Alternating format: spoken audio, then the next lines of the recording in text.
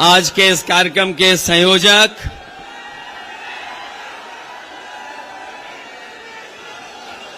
पूर्व सांसद और समाजवादी पार्टी के राष्ट्रीय महासचिव राजाराम पाल जी और हमारी पार्टी के जिलाध्यक्ष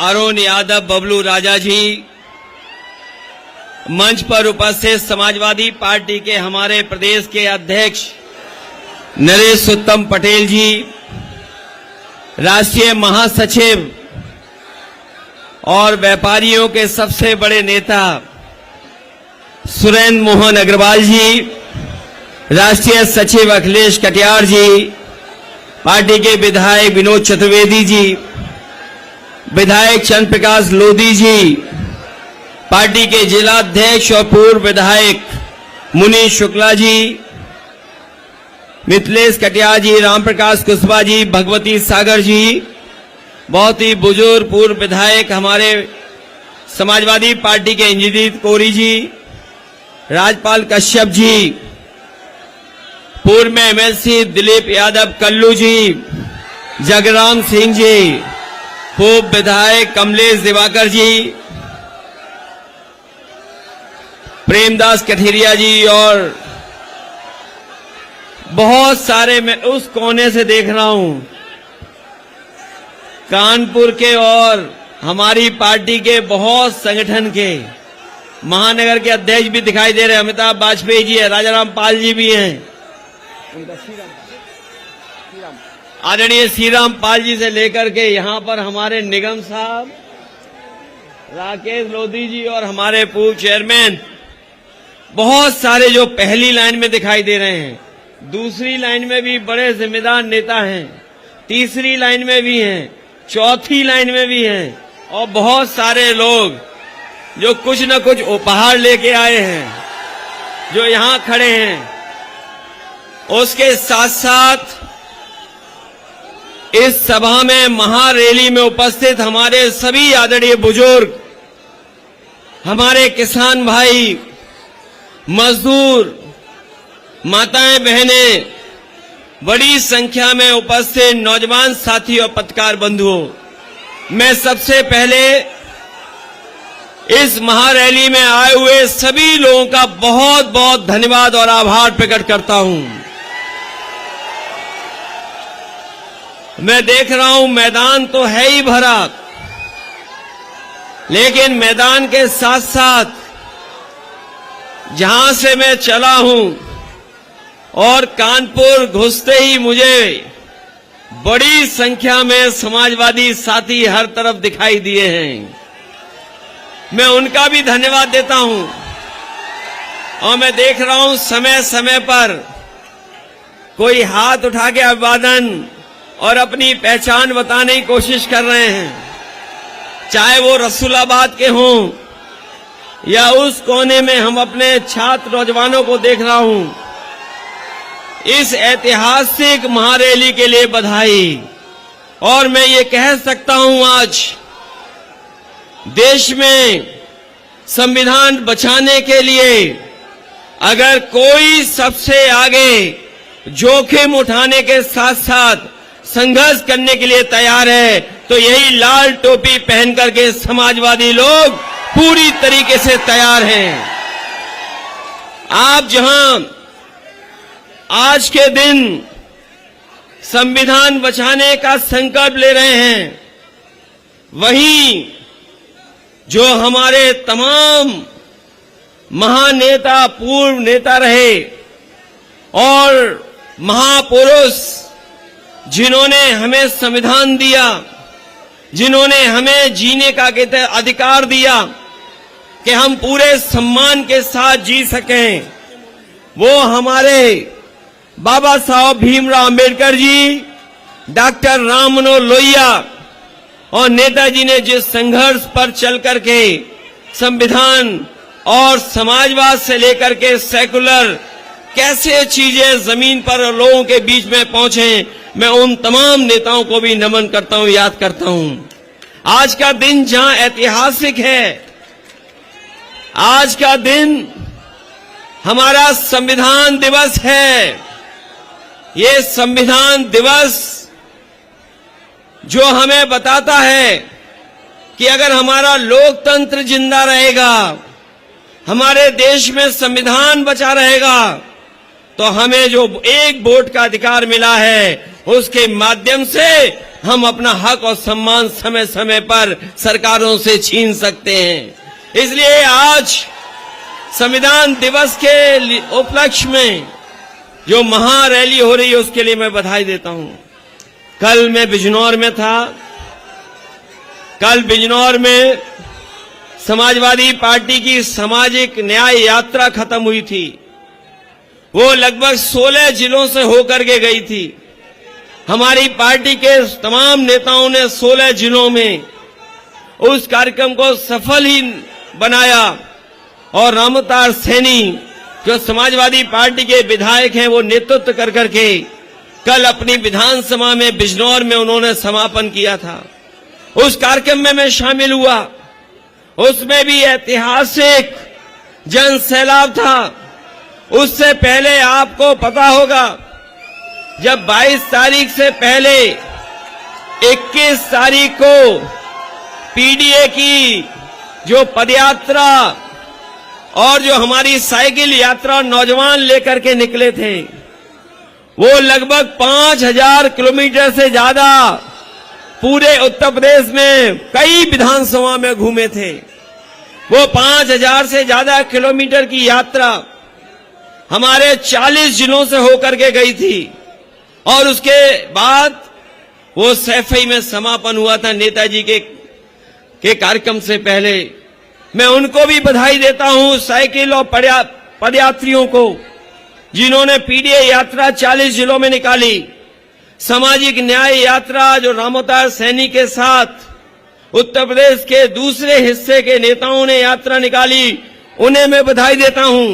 आज मैं जहां अपने कानपुर देहात कानपुर वहां के नेताओं को बधाई देता हूं और विशेष हम राजा रामपाल जी को बधाई देता हूं कि जिन्होंने सभी नेताओं को बुला करके और हमारे कार्यकर्ताओं को इकट्ठा किया है। ये साथियों, मैं आपसे कहना चाहता हूं, लोग इस बात को महसूस नहीं करते होंगे कि ये संविधान नहीं बचेगा तो क्या होगा, और कानपुर से बेहतर कोई लोगों को समझाया नहीं जा सकता। मैं याद करता हूं वो दिन जिस समय बुलडोजर से और झोपड़ी में आग लगा करके एक मां बेटी की हत्या कर दी गई थी। आपको याद है कि नहीं याद है? इसी जिले में एक मां बेटी जो अपने न्याय के लिए मांग कर रही थी, सरकार के बुलडोजर ने और सरकार के अधिकारियों के सामने झोपड़ी में आग लगी, उनकी जान चली गई। उनके मान और सम्मान की किसी को चिंता नहीं रही।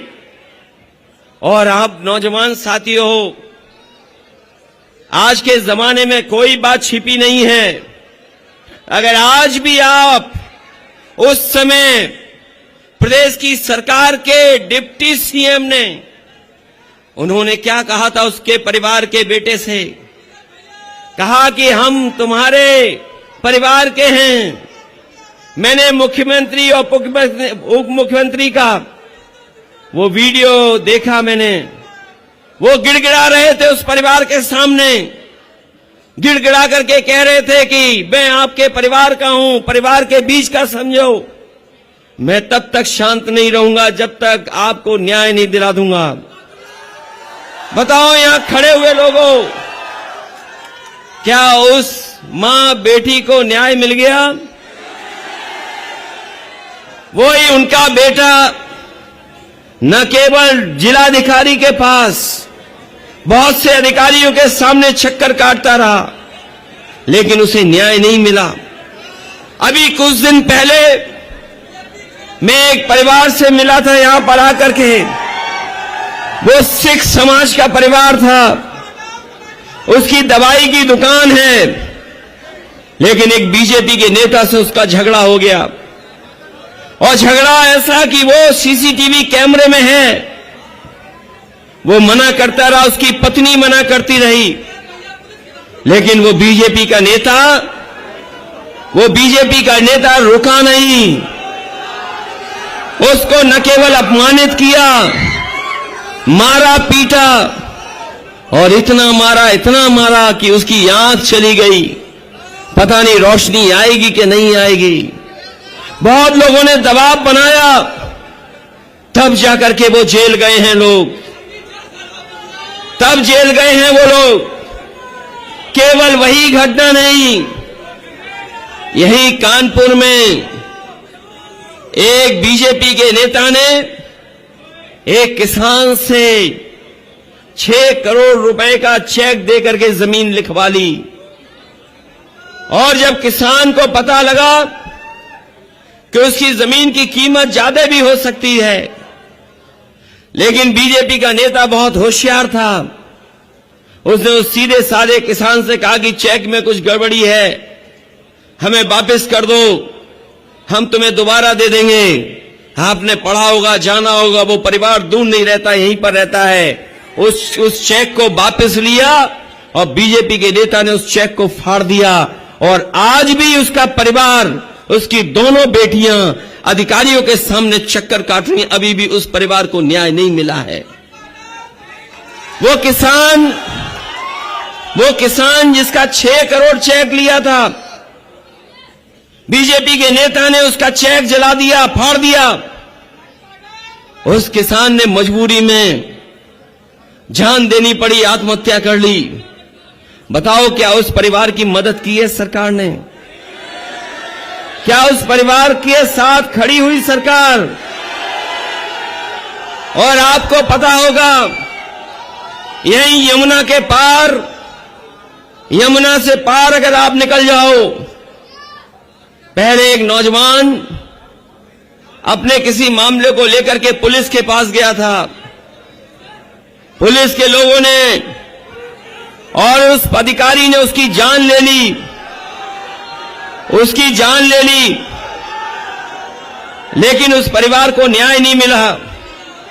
उसकी पत्नी ने कहा कि अगर हमें न्याय नहीं मिलेगा तो मैं भी आत्महत्या कर लूंगी। आपने वो अखबार पढ़ा होगा, उसकी पत्नी ने भी आत्महत्या कर ली।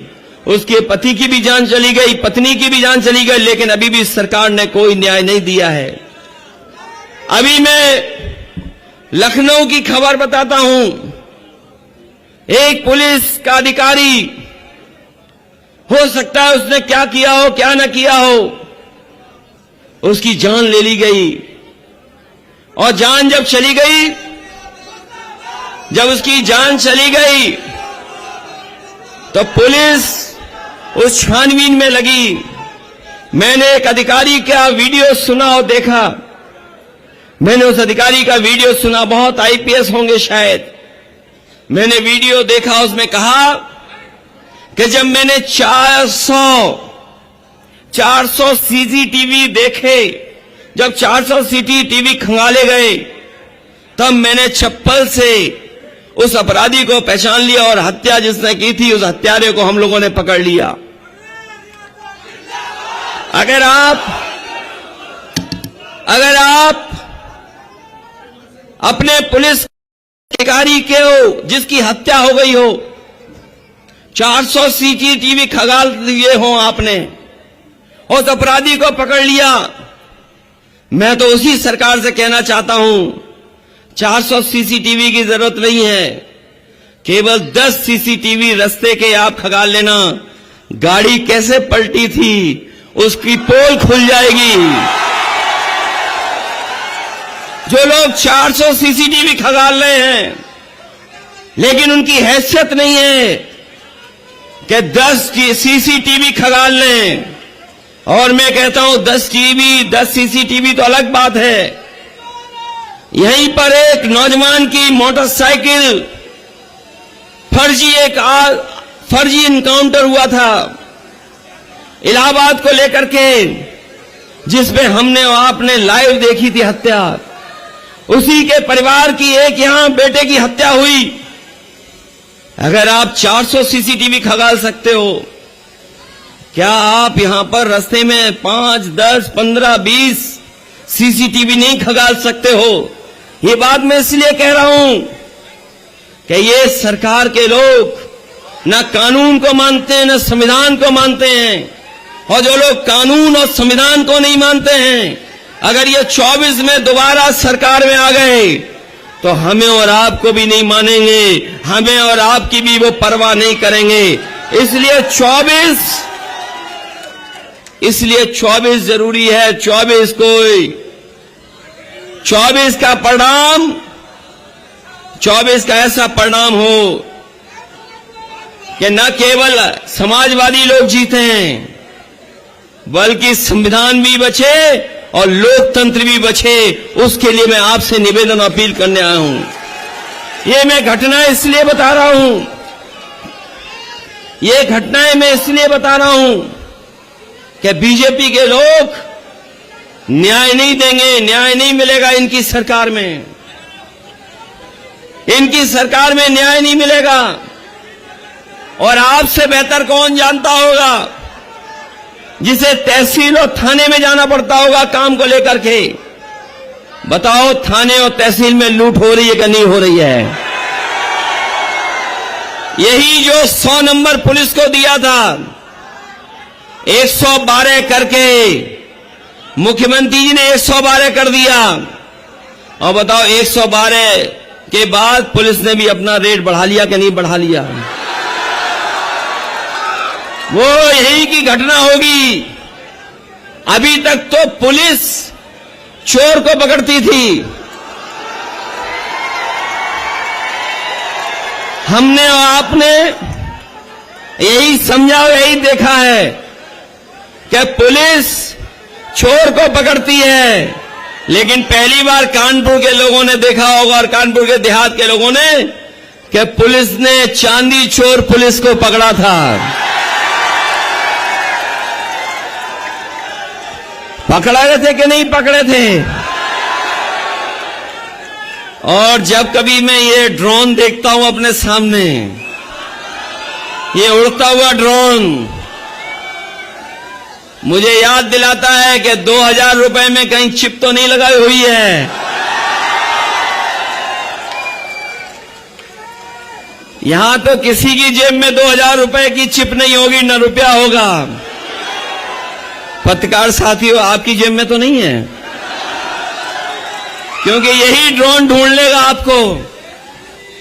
ये ड्रोन केवल हम लोगों की फोटो नहीं ले रहा है, ये 2000 रुपए चिप लगा हुआ ढूंढ रहा है।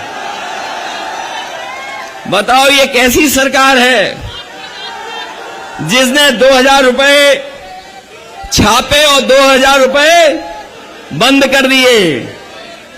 ये पहली सरकार है। और केवल 2000 रुपए नहीं बंद किए थे, याद कीजिए, इन्होंने पूरे के पूरे रुपए बंद किए। तो कहा था कि भ्रष्टाचार नहीं होगा, आतंकवाद खत्म हो जाएगा अगर रुपए बंद हो जाएंगे।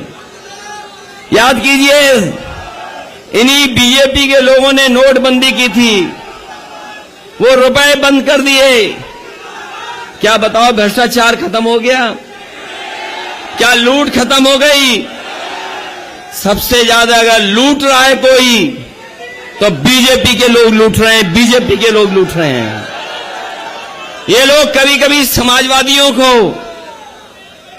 समाजवादियों को ये आरोप लगाते हैं, लेकिन मैं दावे के साथ कह के जा रहा हूं मैं आज, और इसका रिकॉर्ड हमारे पत्रकार साथी बद निकाल करके दिखा दें, अखबारों में छाप दें। अगर पूरे प्रदेश में भूमाफिया कोई है तो भारतीय जनता पार्टी के नेता है भूमाफिया। आज उत्तर प्रदेश में अगर सबसे ज्यादा जमीनें कोई खरीद रहा है और हेरा फेरी कर रहा है, तो वो भारतीय जनता पार्टी के लोग हैं। वैसे तो हमारे मुख्यमंत्री जी ये कहते थे कि हम 4 बजे जग करके योगा करते हैं। 4 बजे जग करके हमारे साथियों ने देखा होगा वो वीडियो जिसमें मुख्यमंत्री जी एक टांग पे खड़े होकर के योगा कर रहे थे। एक टांग पे खड़े होकर के, बताओ वो कोई योगा था? कोई आदमी लड़खड़ा रहा हो, क्या वो योगा मानोगे आप?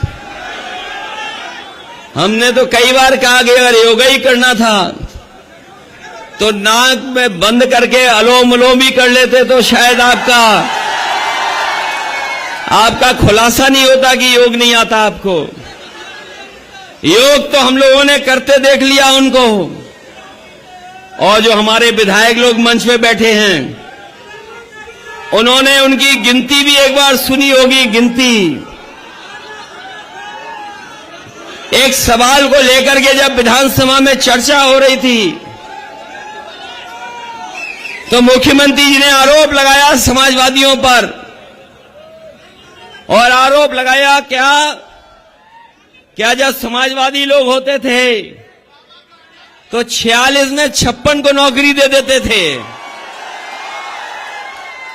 मैंने खड़े होकर के पूछा कि 46 में 56 वाली सूची कब दोगे?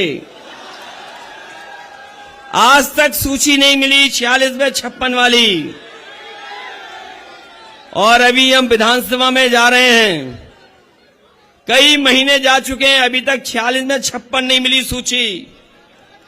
हम लोग सूची भी मांगेंगे 46 में 56 वाली, और उनसे ये भी पूछेंगे बताओ नौकरियों में पीडीए वाले कहां हैं? पीडीए वाले, ये जो पीडीए का नारा है हमारे साथियों, ये पीडीए का नारा कोई मामूली नारा नहीं है। ये पीडीए का नारा ही है जो हमारा संविधान बचाएगा। जब पिछड़े, दलित और अपने अल्पसंख्यक भाई साथ खड़े हो जाएंगे तो आरक्षण भी बचेगा, संविधान भी बचेगा, लोकतंत्र भी बचेगा, और ये पीडीए ही है जो एनडीए को हराने का काम करेगा। बताओ पीडीए की मदद करोगे आप क्या नहीं करोगे? और इधर तो आपने क्रिकेट मैच तो देख ही लिया होगा।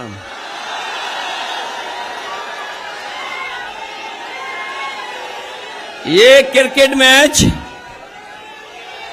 जहां हुआ, अगर वहां नहीं होता, जो समाजवादियों ने ठीक करवाया ग्रीन पार्क, बताओ पत्रकार साथियों, अगर ग्रीन पार्क में होता तो हम लोग जीत जाते कि नहीं जीत जाते? और ग्रीन पार्क चलो होता तो ठीक बात थी, अगर लखनऊ में भी होता एकाना वाला जो समाजवादियों ने बनवाया तो भी जीत जाते। ये बीजेपी वाले दूसरों को बहुत नाम देते थे। ये बीजेपी वाले हजारों करोड़ रुपए देकर के लोगों को बदनाम करते थे। ये जो मुख्यमंत्री कार्यालय है, ये मुख्यमंत्री कार्यालय भी बदनाम करने में लगता था, पैसे दे दे करके ये खबर चलाओ, ये न्यूज चलाओ। लेकिन हम देश की जनता को बधाई देंगे और सोशल मीडिया चलाने वालों को, जिन्होंने डिक्शनरी में एक नया शब्द ला दिया।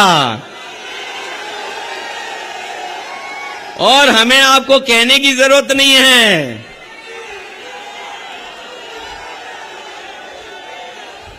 हम लोगों को कहने की जरूरत नहीं है। वो तो ऐसा नाम जो ट्रेंड कर गया, पूरे देश में ट्रेंड कर गया, दुनिया में ट्रेंड कर गया।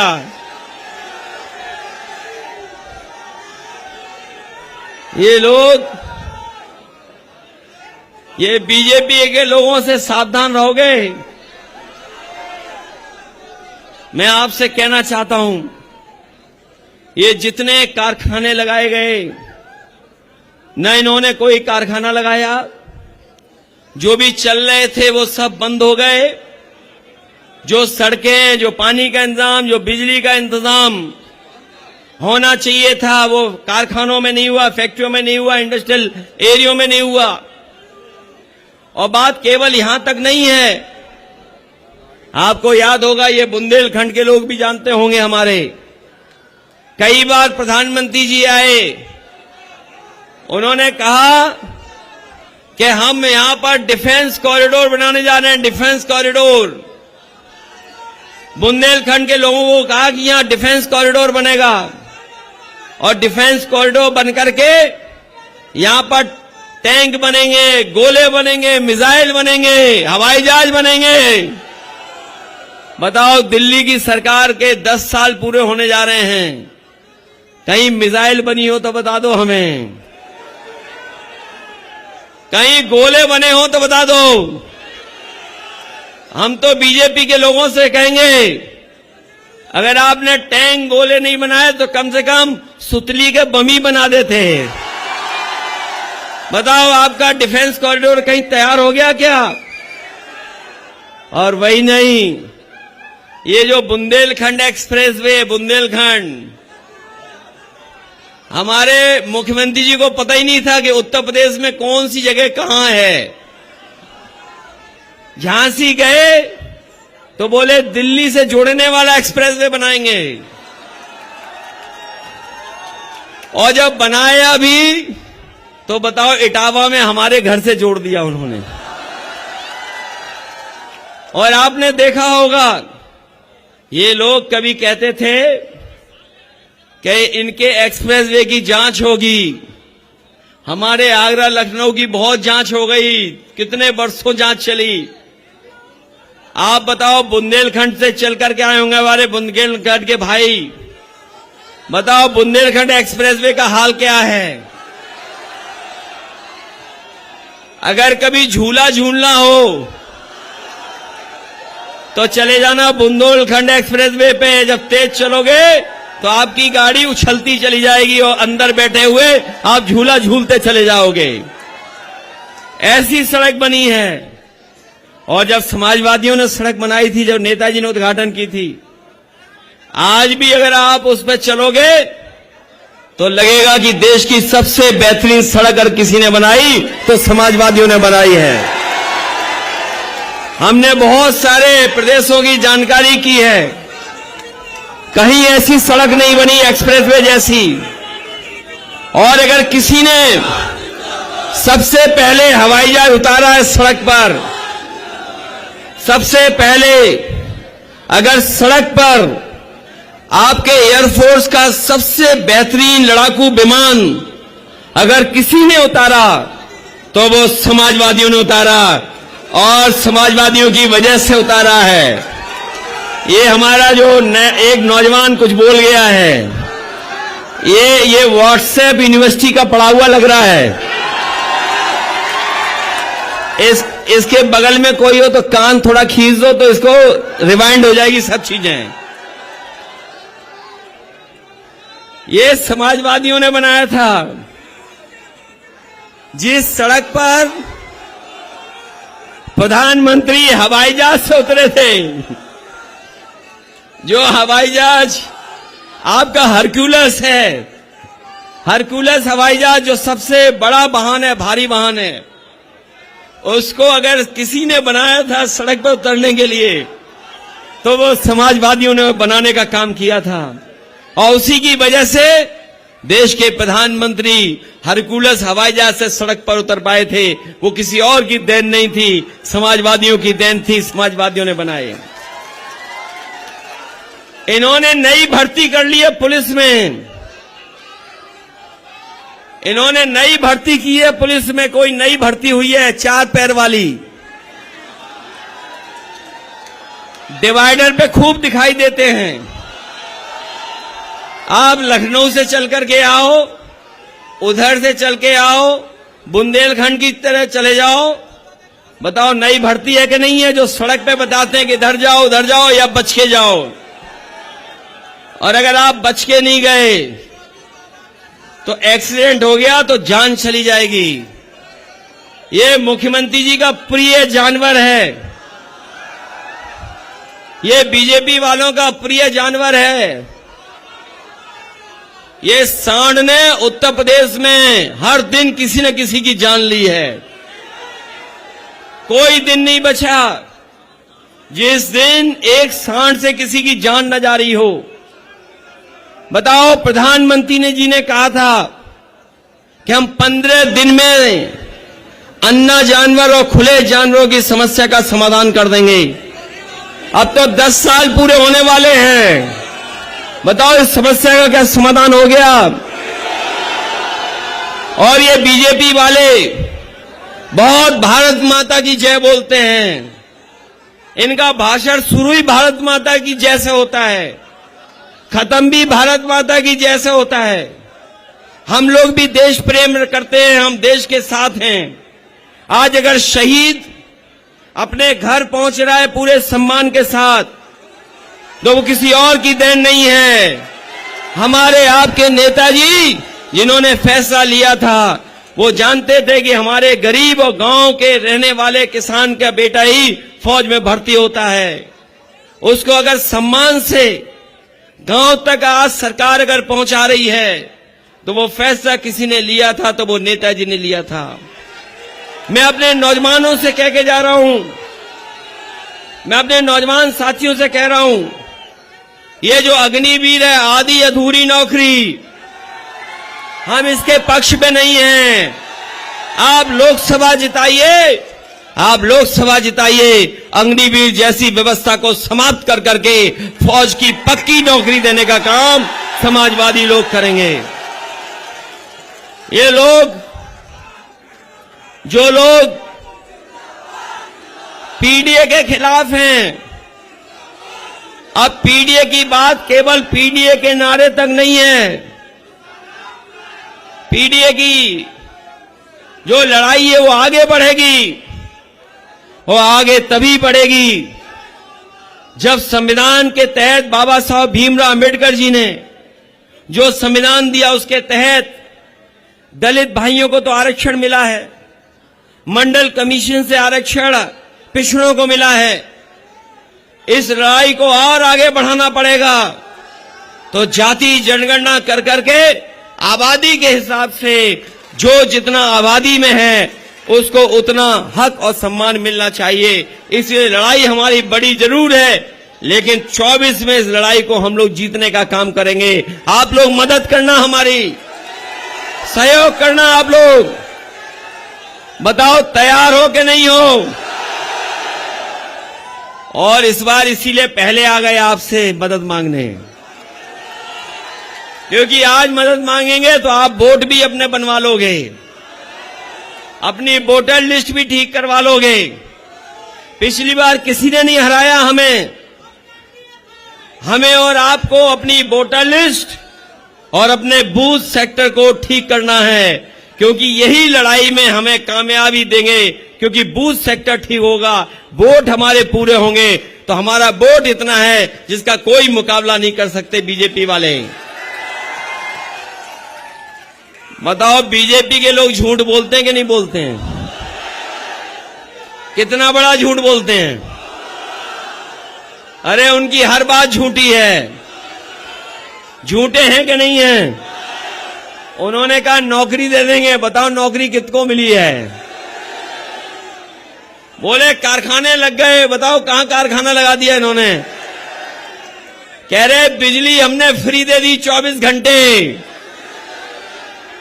बताओ, 24 घंटे बिजली मिल रही क्या? हमारे किसान भाइयों, आय दोगुनी हो गई क्या आपकी? खाद मिल पा रही है कि नहीं मिल पा रही है? बताइए। ये कह रहे थे किसानों की आय दोगुनी हो जाएगी। गेहूं धान सब लुट गया और सरसों का तेल महंगा खरीदना पड़ रहा है। हमारे गरीबों से वोट लेने के लिए पहले इन्होंने रिफाइंड तेल दिया, सरसों तेल दिया, चना दिया, नमक दिया। बताओ, वो सब कहां चला गया? अब तो नहीं मिलना कहीं। और चुनाव आया और चुनाव से पहले दे दिया तब। हमारा बताइए, डीजल पेट्रोल कहां पहुंच गया? महंगाई। महंगाई कहां पहुंच गई। इसलिए मैं आप सबसे अपील करने आया हूं और सहयोग मांगने भी आया हूं कि पार्टी को जिता देना। जिताओगे आप? अगर राजा रामपाल जी से भी अच्छा कोई है क्या यहां? ये दूध का कारखाना किसने लगवाया? डेयरी प्लांट गुजरात से लेकर के आए हम लोग। यही अमूल का कारखाना केवल एक नहीं लगा है उत्तर प्रदेश में, हम लोगों की सरकार में 3 लगाने का फैसला लिया था, 15 लाख लीटर। तो इसलिए आपसे कहना है, गुजरात वाले कारखाना तो हम लोग ले आए हैं, जो 14 में आए थे वो 24 में वापस चले जाएंगे कि नहीं जाएंगे? भेजो इन्हें वापस। इसलिए बहुत बहुत बधाई देते हैं हम ऐतिहासिक कार्यक्रम के लिए। मुझे अब आज चेन्नई जाना है, वहां के मुख्यमंत्री जी का कार्यक्रम है, उसमें जाना है, मुझे शामिल होना है, क्योंकि कार्यक्रम मैंने पहले ही दे दिया था राजा रामपाल जी को, इसलिए बदल नहीं सकता था मैं।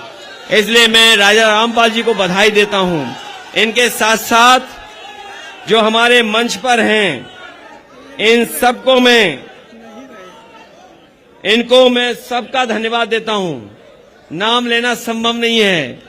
और ये गिफ्ट वाले लोग ये गिफ्ट लेकर के आते हैं और कई बार मिल पाते नहीं मिल पाते हैं। मैं अपने राजा रामपाल जी से और जिलाध्यक्ष जी से कहूंगा और कल्लू जी से भी, इन सबकी सूची बना लो। इन सबका सम्मान स्वीकार करूंगा मैं पार्टी कार्यालय लखनऊ, सबका। और केवल इनका गुलदस्ता नहीं लूंगा, तस्वीर नहीं लूंगा, इनसे 11,000 रुपए भी लूंगा,